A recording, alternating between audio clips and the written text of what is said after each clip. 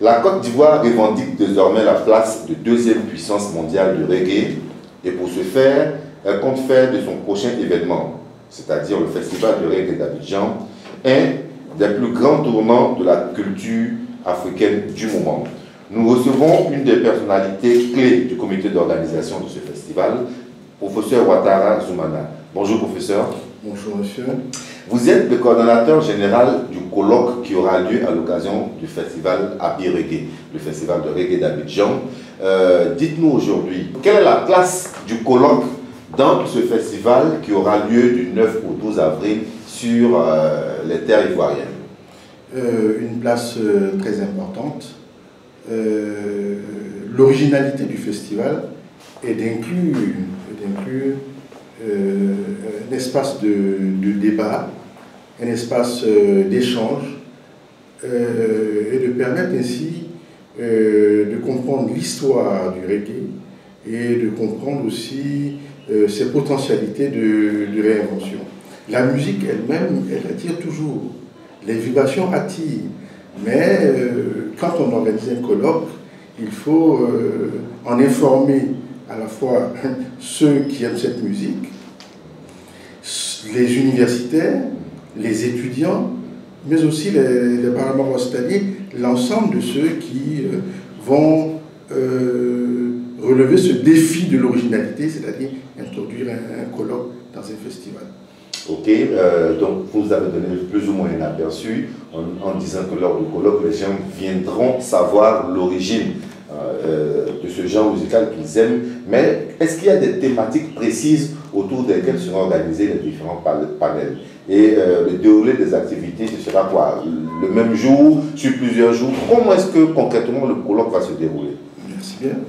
Le colloque se déroule en 4 jours.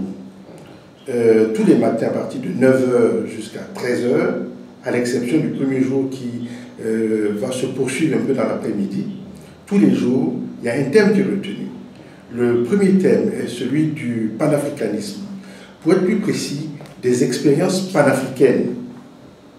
Parce que l'histoire de la conquête de la liberté des peuples noirs est passée par cette figure historique qu'on appelle le panafricanisme.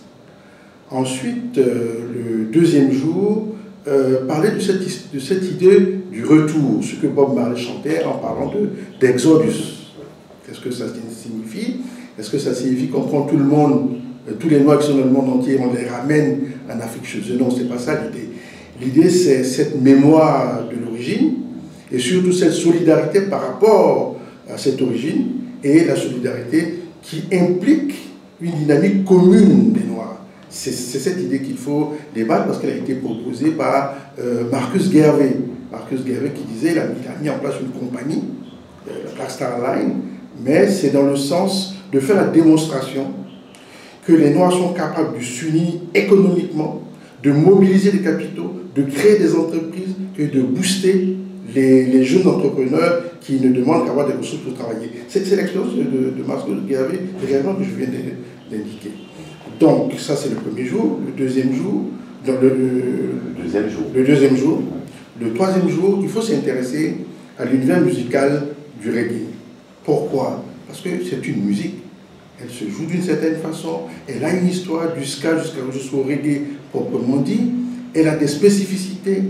Elle a des instruments. Il faut que les spécialistes, ceux de l'INSA, ceux qui viendront d'ailleurs, je pense à Jérémy Koubou-Danini, qui est un Ivoirien qui enseigne à l'université d'Orléans, que toutes ces personnes expliquent aux mélomanes l'aspect un peu technique de cette musique et surtout, qu'est-ce que cette musique va devenir demain. Et on a un collègue qui vient de Chicago qui s'appelle Simon Akindès, qui posera la question et il y aura un débat autour de cette question. Dernier jour,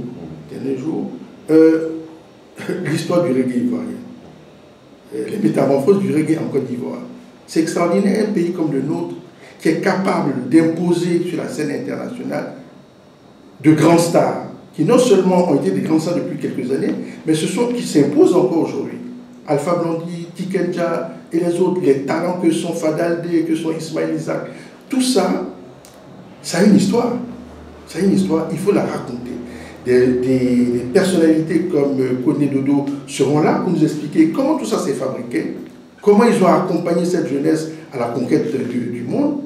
Et puis d'autres spécialistes, Valen Guédé, Adjibaï, d'Agripol, de l'INSAC, vont rentrer dans le détail de cette histoire. Je suis sûr que l'échange qui aura lieu avec le public permettra de connaître des choses qui ne sont pas connues du grand public. Voilà. Donc, ce sont les 4 temps forts du colloque. Et donc, ces temps forts seront constitués de panels, d'échanges qui auront lieu tous les matins. Tous les matins. Hormis cette activité donc des panels, il est également prévu des discussions autour de films, autour d'autres activités. Absolument. Absolument. Ça, c'est le film, c'est l'après-midi. L'après-midi du 2e jour. Hélène Ly, que nous connaissons tous, qui a vécu ici en Côte d'Ivoire, qui était la femme d'Alpha Blondy, il faut dire les choses. Mais en fait, elle s'y connaît. Elle s'y connaît en reggae. C'est une spécialiste de cette musique. Elle a contribué à cette aventure du reggae ivoirien. Elle propose un film d'importance qui s'appelle le Premier Rasta. Parce que le Rastafari est une des formes, comment on appelle ça, est une des formes, j'allais dire, du panafricanisme, fondée sur un culte. Il va falloir expliquer ce culte-là, quels sont ceux qui l'ont mis en place. Je pense à Owell, vraiment expliquer le lien entre reggae et Rastafari. Parce que si on n'explique pas ce lien, on ne peut même pas comprendre d'où vient cette musique. Exactement. Donc aujourd'hui, est-ce qu'il est possible de savoir l'éventail, plutôt les noms importants d'intervenants qui justement seront là pour animer ces différents colloques? Vous avez donné certains noms. C'est Est-ce cela. qu'on pourrait avoir l'éventail complet des intervenants à ce colloque? Absolument, absolument. Le premier jour, sur la thématique de cette expérience panafricaine, on aura le professeur Eleka Bokolo.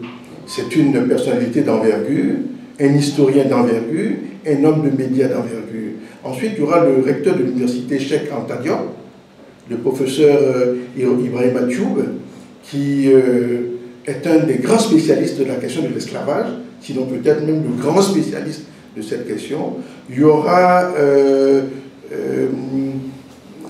Amobé Mévégué de France 24 qui prendra la parole pour exposer sur cette question. Il y aura Alain Foka qui, pour une fois, ne posera pas de questions, mais recevra des questions, proposera. Il m'a dit que sa conception était tout à fait décalée sur le panafricanisme, en tout cas tout à fait décalée à ce qu'on pense habituellement, et que ça risque de bousculer un peu les choses. Je lui ai dit non, c'est ce que nous souhaitons, faire avancer les débats. Il y aura aussi surtout, il ne faut pas que j'oublie ça, le fils de Marcos Guervé. Il sera là pour vraiment rappeler la vision de son père, et puis lui aussi, qu'est-ce qu'il apporte, qu'est-ce qu'il continue dans cette vision. L'après-midi, on aura des spécialistes comme Kizerbo, Lazare Kizerbo, le fils de l'historien Kizerbo. On aura Julia Bonassi et bien d'autres. Le troisième jour, donc nous sommes dans l'univers musical du reggae. On aura des personnalités d'envergure, là aussi. On aura le grand Chris Blackwell, lui-même le fondateur de Island Records. On aura, qui a été le manager de Bob Marley. Bien sûr. Voilà, une personnalité. Il a fait un essai avec Isaac. Absolument. Il a vraiment, non seulement avec Bob Marley, conduit une aventure tout à fait extraordinaire, mais c'est un monsieur qui a eu un regard vraiment très fort sur la world music, sur la musique africaine. Il a fait beaucoup de choses. Donc lui-même, il sera là pour nous expliquer quel était le sens de cette aventure, quelle industrie ils ont mis en place pour que cette musique soit comme ça conquérante. Il y aura Herbie Miller. Herbie Miller, ça a été le manager de Peter Tosh, une grande figure aussi du reggae. Il y aura Olivia Grange, qui a été ministre de la Culture de la Jamaïque. Enfin, toutes ces personnalités, plus les gens de l'INSAC, les collègues de l'INSAC, les anciens de l'INSAC, viendront pour véritablement parcourir cette histoire au profit du public abidjanais, et je suis sûr que ça va être passionnant. Dernier jour, il y aura le grand professeur Yacouba Konaté, qui a écrit un ouvrage sur Alpha Blondy, qui a écrit beaucoup de choses sur les musiques urbaines de Côte d'Ivoire, qui sera là, qui va introduire le débat, et une fois le débat lancé, le professeur Aguibaï, le doyen Aguibaï, viendra pour contraster reggae, coupé, décalé, où nous en sommes aujourd'hui par rapport à tout ça. On aura Valen Guédé, on aura Dagripol, Kadim lui-même, qui est artiste, quel talent, mais en même temps un intellectuel. Et c'est ce cocktail-là, c'est cette affiche, peut-être qui n'est pas aussi connue que les grands stars de la musique, mais c'est quand même une affiche qui vaut son pesant d'or. C'est ce que nous proposons, et nous disons aux Ivoiriens de venir voir ce que ça donne. Nous réitérons avec vous justement le vœu que les Ivoiriens aillent voir ces différents colloques, parce que si aujourd'hui nous revendiquons la place de deuxième ou troisième puissance mondiale du reggae, cela passe aussi nécessairement par la connaissance même de ce genre musical. On n'écoute pas que la musique, il y a des concepts à développer, et donc tous les Ivoiriens sont invités. Nous ferons l'effort donc de véhiculer l'information. Merci beaucoup, professeur. Merci à vous, merci Milo. Et le dernier mot vous revient? Le dernier mot, c'est toujours le même. Et il faut que les Abidjanais, les Ivoiriens fassent le déplacement pour le colloque. La musique attire toujours, mais le colloque, venez et vous allez découvrir beaucoup de choses. Vous allez faire de belles rencontres de gens qui sont vraiment intéressants. Alain Foka, Amobé Melégué, Chris Blackwell, des gens extraordinaires qui viendront peut-être une fois en Côte d'Ivoire. C'est l'occasion de les voir.